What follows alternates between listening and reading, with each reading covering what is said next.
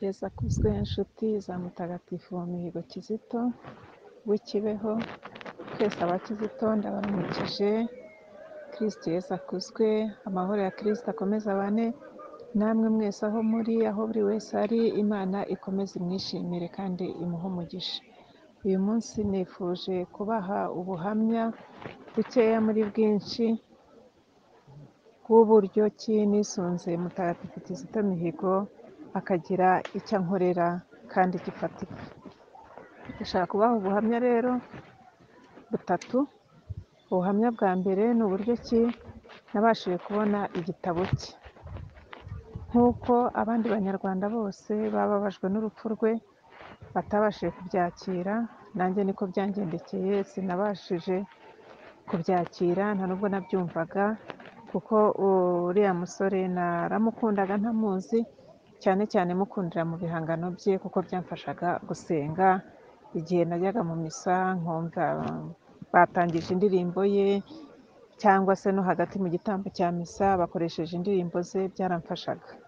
Kandi nanone ngafashwa n'ubutumwa atanga mu bihangano bye bidushishikariza ubumwe n'ubwiyunge. Ubwo rero urupfu rwe rwarangoye kurwakira nk'uko n'abandi bose byabagoye. Nibwo natangiye kujya nkoresha za social media, nkajya ku ma YouTube kugira ngo ndebe ibyo bamuvugaho, kugira ngo ndebe niba hamenyekana abamwishe. Ibyo byose byatumye ndushaho kumukunda no kumwisunga kugira ngo asabire igihugu cyacu kugira ngo tubashe kubaho koko mu bumwe n'amahoro, mu bumwe n'ubwiyunge yaharaniye. Ubwo rero igitangaza cyane imbere yankoreye, namwisungaga nk'uko nyine tuvuga ngo mutagatifu runaka udusabire, ntari nabona n'isengesho ryo kumwisunga, ryo kwifashisha tumwiyambaza. Mu gihe gitoya rero nibwo naje kubona kuri YouTube, nza kubona nimero z'umuvandimwe wacu Ivona. Noneho rero nza kumuvugisha, ariko muvugisha deja naramaze kubona igitabo cyari undi muvandimwe wundi wakinyohereje, ntari namenya n'uwo ari we. Arakinyoherereza, kiri mu Gifaransa, mbasha kucyempurimisha. Ubu icyo gitabo ndagitunze kandi kirimo ubukungu bukomeye. Ubwo rero nimero za umuvandimwe Ivona maze kuzibona, nibwo natangiye kujya nkurikirana ibikorwa by'umuryango remezo mpuzamahanga wa mutagatifu Kizito Mihigo. Ntangira rero noneho kumwisunga no kwifatanya n'abavandimwe muri noveni zose zagiye zihita buri kwezi. Igitabo nakibonye mu kwezi kwa gatanu. Ubwo rero nibwo natangiye kumwisunga.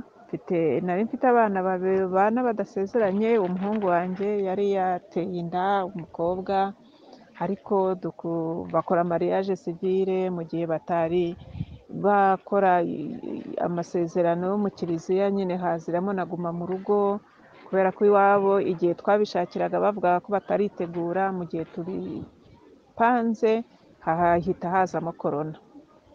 Ubwo rero kubaho badasezeranye ni ibintu byamvunaga. Nza kusaba rero nisunze Kizito Mihigo kugira ngo babashe gukora ubukwe. Nibwo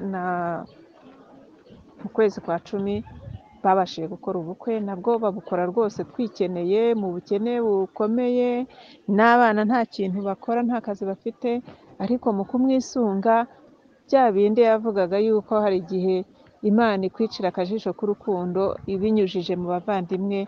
Abavandimwe baramfasha pe. Mbasha kubona amafaranga y'inkwano, mbasha kubona ibyo kwakiriza abashyitsi, mbasha kubona ibintu byangombwa bikenerwa kugira ngo ubukwe bubeho. Ubwo rero ubukwe bwarabaye kuri 30 z'ukwezi kwa 10. Ubuhamya bwa kabiri nabaha nyuma y'ubwo bukwe ni uko hajemo ikintu cyo kumvikana guke na muramu wanjye duturanye rwose, twegeranye, tuba mu gipangu kimwe, twahuriraga no mu isengesho, bakaza mu rugo tugahurira kuri rozari. Ariko muri ubwo bukwe, kubera amagambo y'abantu yagiye aturuka hanze, haje kubamo agatotsi, ndetse agera n'ubwo avuga yuko atazongera kuza mu rugo iwanjye. Noneho murumuna wanjye biramushavuza kandi nanjye birambabaza. Ntangira kwibaza, ese umuntu yakora iki kugira ngo twongere duhinduke abavandimwe? Kubaho rero ufitanye ikibazo n'umuvandimwe wakagombye kuba musegasirana muri byose, ni ikintu kiba gikomeye, ni ikintu gishavuza umutima cyane. Ubwo nahise nongera nifata mu rya sengesho, ndongera nkora noveni na mbere y'uko iy'umuryango remezo ikorwa.